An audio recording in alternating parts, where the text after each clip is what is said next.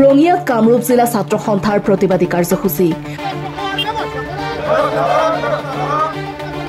ৰঙিয়া নাগৰিক মঞ্চ অসম ৰেল যাত্ৰী সন্থাকে ধৰি বিভিন্ন দল সংগঠনৰ সহযোগত ঘেৰাও কৰে ৰেল বিভাগৰ ৰঙিয়া মাণ্ডলিক বিষয়াৰ কাৰ্যালয় ৰঙিয়াত বন্দে ভাৰতৰ ষ্টপেজ দিয়া ৰঙিয়া ষ্টেচনত স্থানীয় লোকক ব্যৱসায়িক কামত সুবিধা দিয়া ৰঙিয়া ষ্টেচনত যাত্ৰীৰ বাবে সুবিধা বৃদ্ধিকে ধৰি 10টা দাবী সম্বলিত স্মাৰক পত্ৰ প্ৰদান প্ৰতিবাদকাৰীৰ এইটোৱে দাবী আজি মন কৰক ষ্টেচনৰ ফলত আপোনালোকে যাওক দেখিব কোনো এখন ট্ৰেইন নাই ৰাতিপুৱা আপুনি 9 বজাৰ পৰা সন্ধিয়া প্ৰায় 5 বজালৈ এই ৰঙিয়া জংচনৰ পৰা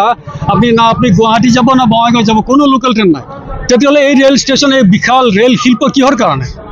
সেইটোৱে আমাৰ কথা যে ভাৰত আজি আপোনালোকে মন কৰক আমি ইয়াত লিখি দিছোঁ কিমান ইণ্ডিয়ান ৰেলৱে আৰ্ণ কৰিছে 256 crore তেওঁলোকৰ আয় ইনকাম হৈছে সেই ইনকামটো কাৰ ব্যৱহাৰত সেই ইনকামবিলাক তেওঁলোকে ব্যৱহাৰ কৰিছে যদি আমাৰ স্থানীয় মানুহৰ আজি ষ্টেচনত যাওক আপোনাৰ দেখাত আপোনাৰ বাহিৰৰ ফালে আপোনাৰ ধুনীয়া ৰং চং কৰিব ভিতৰত আপোনালোকে 1 নম্বৰ প্লেটফৰ্ম আদি কোনো প্লেটফৰ্মত বহা টয়লেট নাই ড্ৰিংকিং ৱাটাৰ নাই চিটিং এৰেঞ্জমেণ্ট নাই গতিকে এই যিটো আমাৰ কথা যে ৰেল শিল্পৰ যিটো তেওঁলোকৰ উপাৰ্জন আয় সেইটো আমাৰ স্থানীয় মানুহৰ না কৰ্মসংস্থানত না পৰোক্ষ হওক প্ৰত্যক্ষ কোনো কৰ্মসংস্থানৰ ব্যৱস্থা নাই ৰেল ষ্টেচনত যাওক যিবিলাক ভিতৰৰ ভেণ্ডৰ তাত আপুনি কোনো অসমীয়াৰ তাত কোনো সুবাস বিচাৰি নাপাব কোনো অসমীয়া ব্যৱসায় তাত অস্তিত্ব নাপাব গতিকে আপোনাৰ মই যেনেকৈ ক'লোঁ লোকেল ট্ৰেইন নাই তেনেকৈ ব্যৱসায়তো আজি আমাৰ অসমৰ স্থানীয় জনসাধাৰণ বঞ্চিত হৈছে গতিকে এই স্থিতিৰ বিৰুদ্ধে আমাৰ যি প্ৰতিবাদ আমি এই আজি সমাৱেশৰ জৰিয়তে আমি আমাৰ মাননীয় জনপ্ৰতিনিধিসকলক আবেদন জনাইছোঁ যে আপোনালোকে সময় দিয়ক আমাৰ মাননীয় সাংসদ ৰঙিয়াৰ পৰা আমি গৌৰৱ কৰোঁ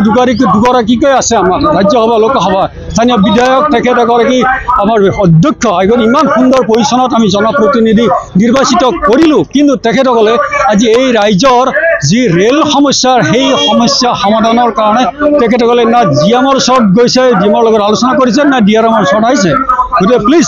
কামন আমাৰ এই সমস্যাবিলাক সমাধান কৰাৰ কাৰণে আপোনালোকে সাংবিধানিক ক্ষমতা দিছে আমি আশা কৰোঁ এই সমস্যা সমাধান কৰিব পাৰে কেনেকৈ অৱহেলা মই কৈ নাথাকোঁ হয়তো দীঘলীয়া হ'ব বন্দে ভাৰত এখন ট্ৰেইন এইফালেদি চলালে ৰঙিয়াত কোনো ষ্টপেজ নিদিলে ৰাজধানী আছে 20503 আপোনাৰ 5 দিন যায় কোনো ষ্টপেজ নাই তাৰমানে ৰঙিয়াক যি ধৰণৰ গুৰুত্ব দিব ৰঙিয়া মানে কেৱল ৰঙিয়া অঞ্চল কেৱল ৰঙিয়া নহয় আজি আপুনি মন কৰক গোটেই আমাৰ উত্তৰ পাৰ জড়িত হৈ আছে বিশাল নামনি অসমৰ এটা গেটৱে গতিকে এই ৰঙিয়াকো সম্পূৰ্ণভাৱে এটা তেওঁলোকে ডিপ্ৰাইভ কৰি ৰাখি থ'লে এইবিলাক খবৰে আজি ইয়াৰ বহিঃপ্ৰকাশ ঘটিছে ৰঙিয়াৰ পৰা Bhaskar Kalita report news express Assam